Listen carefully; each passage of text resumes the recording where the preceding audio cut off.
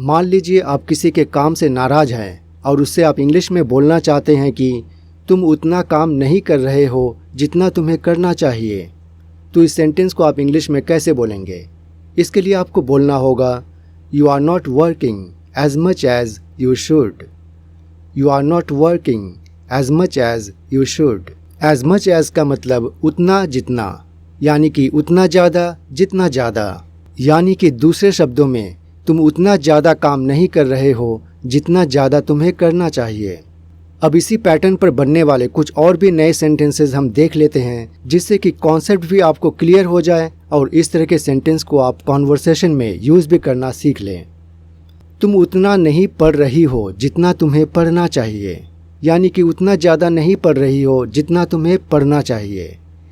You are not reading as much as you should. You are not reading as much as you should.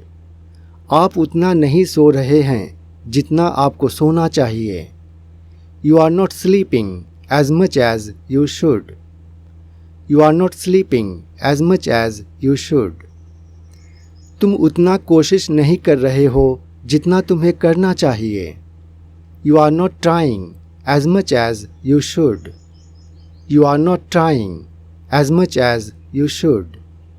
तुम उतना नहीं खा रही हो जितना तुम्हें खाना चाहिए। You are not eating as much as you should. You are not eating as much as you should. आप इन सारे सेंटेंसेस पर ध्यान दीजिए। ये सारे सेंटेंस सेम स्ट्रक्चर पर बना है, सिर्फ इसका वर्ब चेंज हुआ है। जैसे कि पहला सेंटेंस में वर्किंग आया है, दूसरे में रीडिंग, तीसरे में स्लीपिंग, चौथे में ट्राइंग और पांचवें में ईटिंग आया है।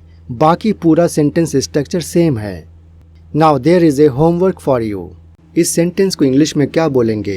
अगर आपको मालूम है तो कमेंट में लिखकर बताइए, और अगर नहीं मालूम तो इस वीडियो को देखिए। और इस चैनल में अगर आप नए हैं तो सब्सक्राइब करने के साथ साथ लाइक और शेयर भी करें और बेल आइकॉन को दबाना ना भूलें।